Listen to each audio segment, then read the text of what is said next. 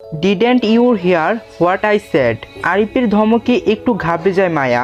এই বজ্জাত লোকটার মতিগতি ঠিক বুঝতেই পারল না মায়া। কোনো সিক্রেট না হোক এই ভেবে মায়া উঠে হাঁটতে লাগলো বাইরে যাওয়ার জন্য। আর একবার এইখান থেকে বের হলে ভুলেও এই লোকের সামনে পড়বে না। এমন সময় আরিফ বলে, কোনো জামা কাপড় লাগবে না, এইভাবেই চলে যা। পিছন ঘুরে মায়া মৃদু সুরেই মুখ দিয়ে আওয়াজ করে, হ্যাঁ কানে প্রবলেম আছে, যা বলে তা শুনতে পাস না? মায়া দ্রুত মাথা নাড়ায়, না না কোনো প্রবলেম নেই। তাহলে চল। চেয়ার থেকে উঠে শার্ট ঠিক করতে করতেই বলে আরিফ। মায়া আরিফের কথার অর্থ বুঝতে না পেরে কিছুক্ষণ বোকার মতো চেয়ে থাকে। এরপরই বোকা কণ্ঠে বলে, কোথায়?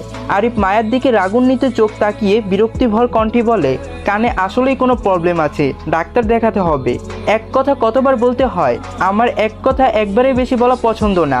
তুই মনে কর আমি একটু আগে কি বলেছি, আর চল আমার সাথে। মায়া এইদিক সেইদিক বোকা চেয়ে মনে করতে লাগলো আরিফ তাকে কি বলেছে। খানিক সময় ভাবার পরে মনে পড়ে গেল আরিফ তাকে নিজের বাসায় যাওয়ার কথা বলেছে।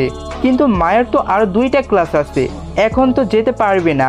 আর এই ছাড়াও এই লোকটার সাথে কেন যাবে সে, যেই কিনা তার স্বামী হয়ে কোনোদিন স্বামীর দায়িত্ব পালন করেনি? এই ছাড়া এই খবিশ লোকের সাথে যাওয়ার তার কোনো ইচ্ছা নেই। সে কেন শুধু শুধু এই লোকের সাথে থাকতে যাবে, যেই কিনা তাকে স্ত্রী হিসেবে মানে না? 15 বছর আগে তাকে ফেলে চলে এসেছিল এই দেশে। এরপরে তার ওপর দিয়ে কি গিয়েছিল তা কি আরিফ জানে? আর এই লোকের সাথে গেলে তাকে খান বাড়িতে ফেরত যাওয়ার আশা ছাড়তে হবে। ছোটবেলায় মায়া যাকে সবচেয়ে বেশি ভয় পেত সে আরিফ। বাঘের থেকে হয়তো বেশি ভয় পেত। ভয়টা থেকে গেছে এখনো কিছুটা।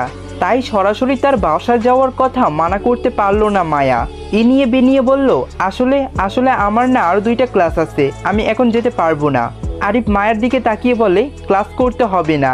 না না করতে হবে, ক্লাসে অ্যাটেন্ডেন্স কম থাকলে আমার সেমিস্টার মার্ক কম আসবে। আরিফ মায়ের দিকে এগিয়ে আসলো, মায়া ঝুঁকে পিছে যায়। উচ্চতা মায়া আরিফের বুক অব্দি হবে।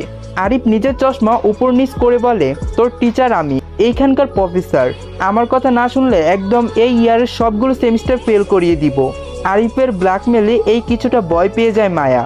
সে এইখানে এসেছে পড়াশোনার জন্য, এত স্ট্রাগল করে এই দেশ পাড়ি দিয়েছে শুধুমাত্র পড়াশোনার জন্য। এখন যদি সেইটা না হয় তাহলে? মায়া দ্রুত বলে, এই বাবা না না প্লিজ চলুন আমি যাচ্ছি। বলেই মায়া আরিফের আগে কক্ষ থেকে বের হয়ে গেল। কক্ষ থেকে বের হতেই কক্ষের ভিতর থেকে আরিফের গলা শুনতে পায় মায়া, হাতের বাঁদিকে তোর ক্লাসরুম, সোজা ক্লাসে যা। ক্লাস শেষ হলে আমার অফিস রুমে চলে আসবি, বলে ফাঁকি দেওয়ার ট্রাই করবি না।